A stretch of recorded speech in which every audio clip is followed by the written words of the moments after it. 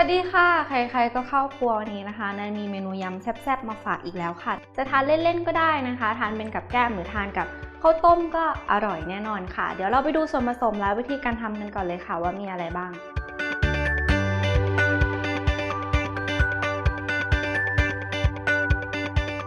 ส่วนผสมของเมนูยำปลาทูนะคะก็จะมีปลาทูนึ่งค่ะนั้นก็เอาไปย่างหรือว่าไปทอดบนกระทะก่อนนะคะแล้วก็เอามาแกะออกมาให้เป็นชิ้นๆค่ะใบสะระแหน่หอมแดงซอยตะไคร้ซอยถั่วลิสงพริกขี้หนูซอยน้ำมะนาวน้ำปลาและน้ำตาลค่ะส่วนผสมครบแล้วไปลงมือทำกันเลยค่ะเรามาเริ่มทำเมนูยำปลาทูกันเลยนะคะเราก็จะเริ่มจากการทำน้ำยำนะคะใส่น้ำตาลลงไปค่ะน้ำมะนาวนะคะแล้วก็น้ำปลาค่ะแล้วก็คนให้น้ำตาลละลายนะคะสำหรับรสชาตินะคะก็สามารถปรับได้ตามชอบเลยค่ะพอน้ำตาลเริ่มละลายนะคะก็ใส่หอมแดงซอยลงไปค่ะ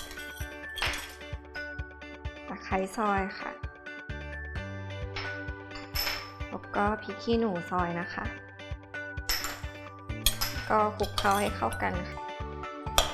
เสร็จแล้วก็ใส่เนื้อปลาทูนะคะที่เอาไปย่างแล้วก็เอามาแกะเนื้อลงไปค่ะก็คลุกเคล้าให้เข้ากับน้ำยำนะคะพอเริ่มเข้ากันนะคะก็ใส่ถั่วลิสงค่ะแล้วก็ใบสะระแหน่นะคะนี่หอมขึ้นหน่อยนี่แล้วก็คลุกเคล้าให้เข้ากันอีกครั้งค่ะแค่นี้ก็เสร็จเรียบร้อยแล้วค่ะเดี๋ยวเราไปจัดใส่จานเสิร์ฟกันค่ะ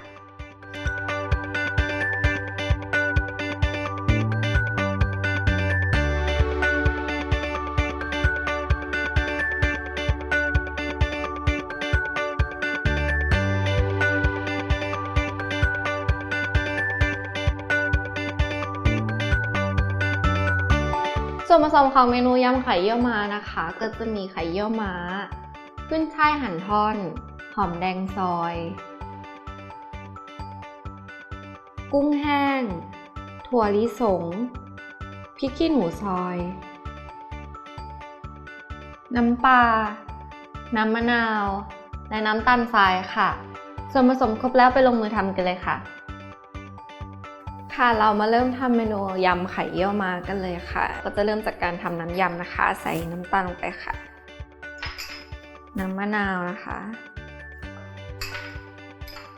แล้วก็น้ำปลาค่ะแล้วก็คนให้น้ำตาลละลายนะคะ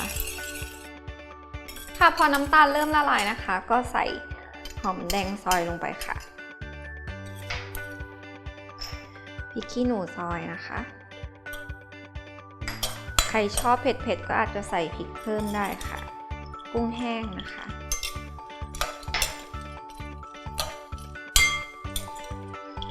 ถั่วลิสงค่ะ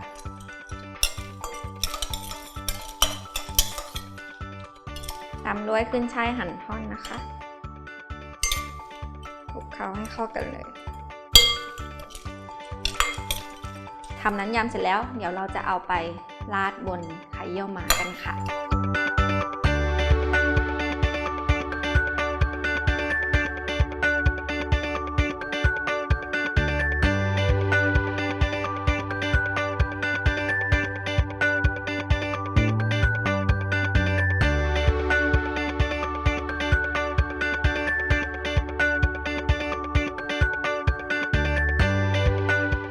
ส่วนผสมของเมนูยำหอยแครงนะคะก็จะมีหอยแครงค่ะที่ลวกจนสุกแล้วค่ะ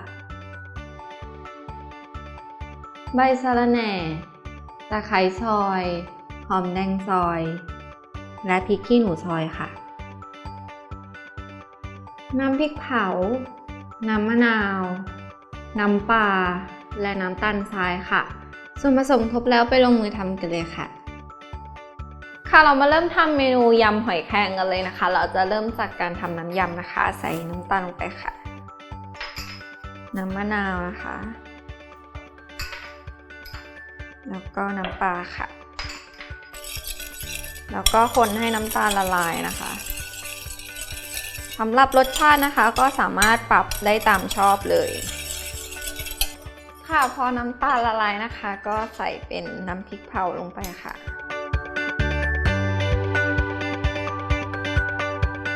ค่ะพอตัวน้ำพริกเผาละลายนะคะก็ใส่เป็นหอมแดงซอยลงไปค่ะตะไคร้ซอยนะคะพริกขี้หนูค่ะคลุกเคล้าให้เข้ากันเลยพอเข้ากันดีแล้วค่ะใส่หอยแครงลงไปหอยแครงอันนี้นะคะแนนเอาไปลวกในน้ำเดือดนะคะประมาณ1 นาทีค่ะถ้าใครชอบสุกมากก็อาจจะทิ้งไว้นานกว่านั้นหน่อยก็ได้ค่ะ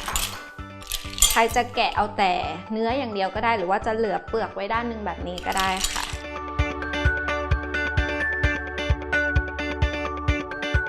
พอเริ่มเข้ากันก็ใส่ใบสะระแหน่ลงไปค่ะคลุกเคล้าให้เข้ากันอีกครั้งค่ะ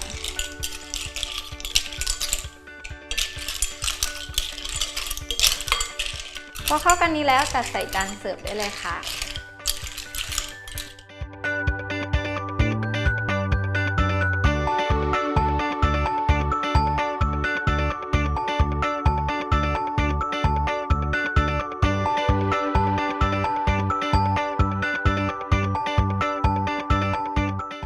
ส่วนผสมของเมนูยำกุนเชียงนะคะก็จะมีกุนเชียงค่ะหั่นเป็นชิ้นๆนะคะแล้วก็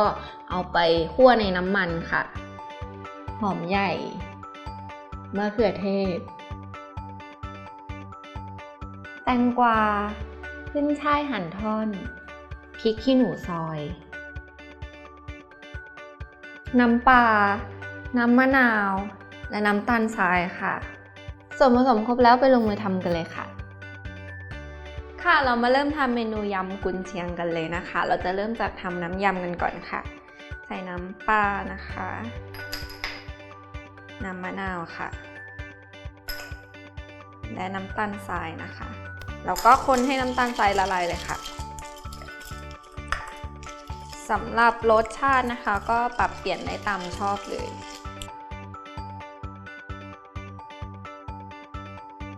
ค่ะพอน้ำตาลละลายนะคะก็ใส่พริกขี้หนูลงไปค่ะคนให้เข้ากันแล้วก็ตามด้วยกุนเชียงนะคะนี่นั่นเอาลงไปจี่ในกระทะให้มันสุกเล็กน้อยค่ะคนให้เข้ากันแล้วก็ใส่ผักลงไปค่ะเป็นหอมซอยนะคะมะเขือเทศค่ะแตงกวาซอยเป็นชิ้นเล็กๆนะคะแล้วก็คนให้เข้ากัน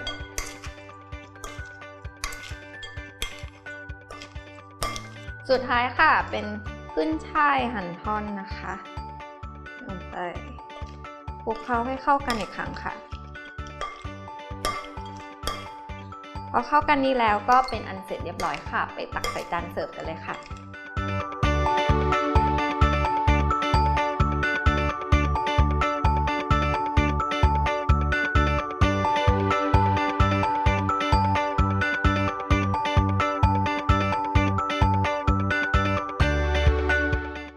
ส่วนผสมของเมนูยำไข่แดงนะคะก็จะมีไข่แดงของไข่เค็มค่ะหอมหัวใหญ่หั่นตามยาวมะเขือเทศหั่นเป็นชิ้นค่ะขึ้นช่ายหั่นท่อนต้นหอมหั่นท่อนพริกขี้หนูซอยน้ำปลาน้ำมะนาวและน้ำตาลปี๊บค่ะส่วนผสมครบแล้วไปลงมือทำกันเลยค่ะค่ะเรามาเริ่มทำเมนูยำไข่แดงกันเลยนะคะเราจะเริ่มจากการทำน้ำยำก่อนค่ะใส่เป็นน้ำปลานะคะน้ำมะนาวค่ะน้ำตาลปี๊บนะคะหรือว่าถ้าใครอยากจะใช้เป็นน้ำตาลทรายก็ได้เช่นกันค่ะแต่ใส่น้ำตาลปี๊บก็จะทำให้น้ำยำของเรามันเหนียวข้นขึ้นมาอีก สักนิดหนึ่งนะคะข้นกว่าใส่น้ำตาลทรายแล้วก็จะมีความหอมมากกว่า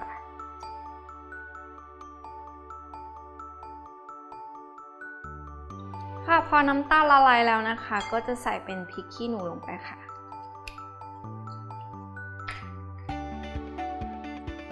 จากนั้นก็จะเป็นไข่แดงนะคะอันนี้จะเป็นไข่แดงของไข่เค็มนะคะที่สุกแล้วก็จะเป็นหอมใหญ่ค่ะมะเขือเทศขึ้นช่ายค่ะตามด้วยต้นหอมนะคะหั่นท่อนแล้วก็คลุกให้เข้ากันเลยค่ะพอเข้ากันดีแล้วนะคะเดี๋ยวเราไปตักใส่จานเสิร์ฟกันเลยค่ะ